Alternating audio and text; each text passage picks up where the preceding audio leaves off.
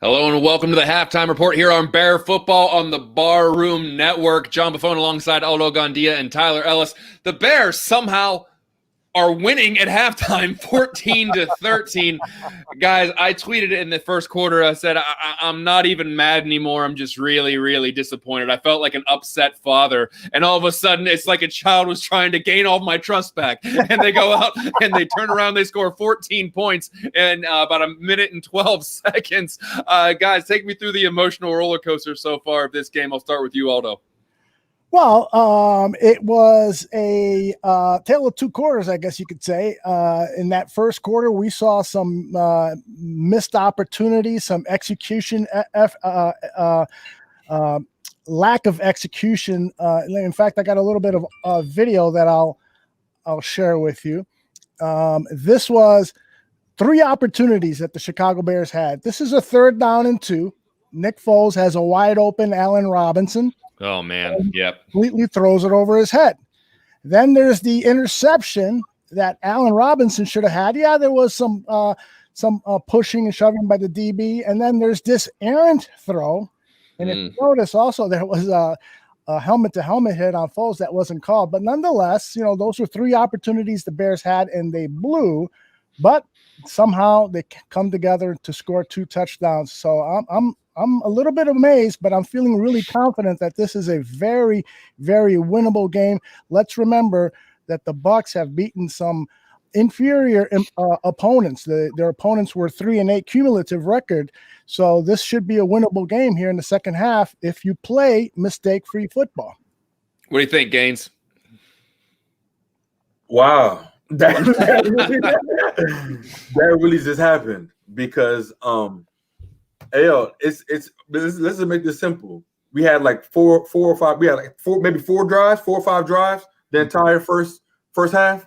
And so, John, I was with you. I'm like, you know what? No, I'm not gonna get mad. I'm not gonna stress out. I'm not gonna stress out over this. No, I got my gains in. I'm not. If y'all don't want to play good, you know what? Fine. You don't want to play good. Yeah, John. But now I'm thinking like, okay, what quarterback out there could we be trading for? I'm like, who's available? I was doing the same thing. I was going through. I'm like, Winston's going to be a free agent. Jamal will be a free agent. I'm calculating all my losses, right? I'm counting all my losses, and I'm like, all right, folks. But I tweeted it out 35 minutes ago exactly. I said, stay calm. Let's just see what Foles does because it's game of possessions. It was the third possession, John. I tweeted it out. I said, okay, the first 2 drives were bad. And I was just like, bro, I'm watching football. We know football. I'm like, bro, so this is on you. You missed a wide open play. Roquan Smith missed some plays too. Defense missed some plays too. We can go into that. Yeah. But we're talking about the quarterback position. We're talking about scoring points now. Mm-hmm. When it comes to scoring points, Nick Foles, when it came down, it was 4 drives to my count. It was just that the last 2 drives, bro, I was like, okay, bro, you should be settled in by now. Like you should be settled in. Like, you know what? If you miss a bitch drive, Nagy's gonna think about taking you out.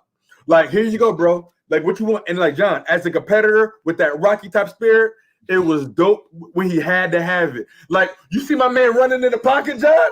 yeah, evading things, making stuff happen. Listen, and they even said it on the broadcast, if Nick Foles is nothing else, he's streaky. So he came out and he wasn't very good, and then all of a sudden he started putting it together. Let's hope that hot streak lasts through at least the rest of this game so they can pull it out. But I noticed some things with the Bucs bringing a lot of pressure at Foles, and whenever they were bringing Montgomery out of the backfield and swinging him to the side, doing some of those quick screens or even those quick dump-offs, he had some running room. And like we've said before, David Montgomery never goes down on first contact, and he's always falling forward. So they might have found something. They might have found a little a dent in the armor there where they can kind of go after and find some holes. Let's hope. And they get the ball in the second half. This first drive, I think, I don't want to put a lot of importance on it, but I would love to see some points here. I'd love to see 7 because the defense is playing all right. I mean, they gave up 13 points. They're still doing that bend, don't break thing, which I'm fine with.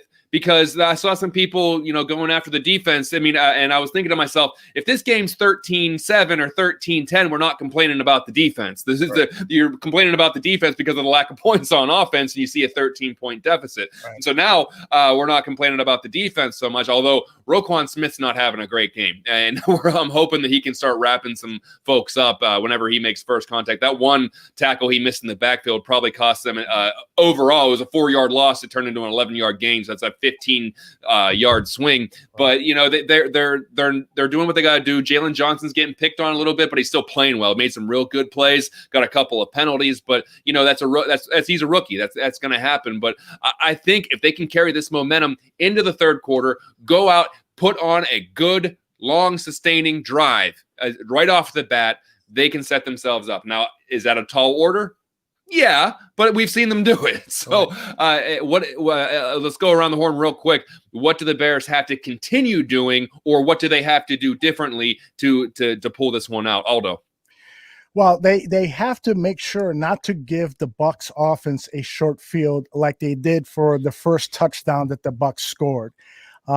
They've had a tendency of doing it the last two games with the blocked punt against the Colts that gave Rivers a short field that took advantage of, and then the first scoring series for the Bucs tonight. So don't make the mistakes that give Tom Brady opportunities to score easy touchdowns. So that's number one. And as you said, John, they need to sustain drives. We're seeing Nick Foles now get hot throwing the ball. He gets, as the announcer said, Joe Buck, he gets streaky. So let's hope he continues that streak. And let's hope Matt Nagy calls some good plays and not some of that weird stuff that he calls with Cordero Patterson on a 3rd down and 1, or the trash he calls that just drive me nuts. But this is a very, very winnable game. I am not afraid of the Tampa Bay Bucs like I was going into this game. Man, what? Brother, that Kyle Fuller hit, dog. Like, yo, no, wow. Boom, boom. That got me all tingly inside. Like, yo, I was talking to my brother.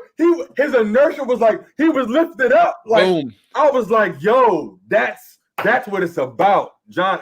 I was waiting for the flag. I saw the flag and I was like, oh no. It was textbook. And I saw the flag. I'm like, you got to be. And I was like, oh, it's the NFL. It was a hard hit. They're going to throw the flag. And props to the referee. Props to the referee for picking it up. But yes, props to him for picking it up. But you can't do that. Let the boys play. It sounded so loud. It should be a flag. Don't do that. But bro, we were beating ourselves. Like, I was like in my feelings, but I was like, yo, I'm watching us not take advantage of. We watched Nick Foles not hit the open receivers that would have been clutch, and so it was on us because this is a boxing match. We got to do is at the end of the day, Brady's gonna be Brady, dog. That's the GOAT. So no matter what, you got to score touchdowns every chance possible. And so it's simple. Tweeted it out. First 2 drives, 0 points, turnover. Like, it was just doing too much, whatever the reason.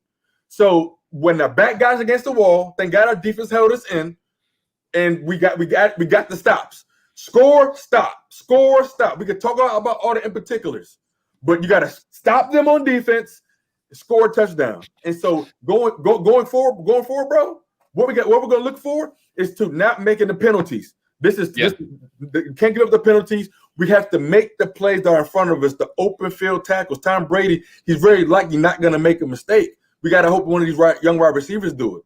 And so, but the team's on fire right now. Nick Foles completed 2 passes in a row. I text Bobby. I said, yo, I just smiled. I just had a half a smile. I said, oh, snap. What are we doing? Well, and even when they were playing poorly, and Aldo, you were talking about the play calling. Even when they were playing poorly, there were receivers that were open, and the quarterback was missing him sometimes. So let's hope that continues, and Nick Foles gets a little more accurate, because I tweeted out, has a 5th-round rookie receiver ever asked for a trade? Because Darnell Mooney, throughout the entire season, is gaining separation from the defense, and they're missing him. This guy is on fire. He's a 4.3, sub 4.3 guy. I loved him going into the draft. I'm so glad the Bears took him in the 5th round, and he's getting open, and he's really exceeding his value, obviously, from a 5th-round pick. And I just wish that they could connect on a few of these because he's getting separation down the field. I want to see a few of those long throws connect with Mooney. They have the ability to make big plays on offense. This isn't an offense that has to nickel and dime. Right. They can make splash plays. They just got to connect every once in a while. And so if they can connect on a couple of those in the second half, that's even bigger momentum because quick points are the best points because then that ignites your team,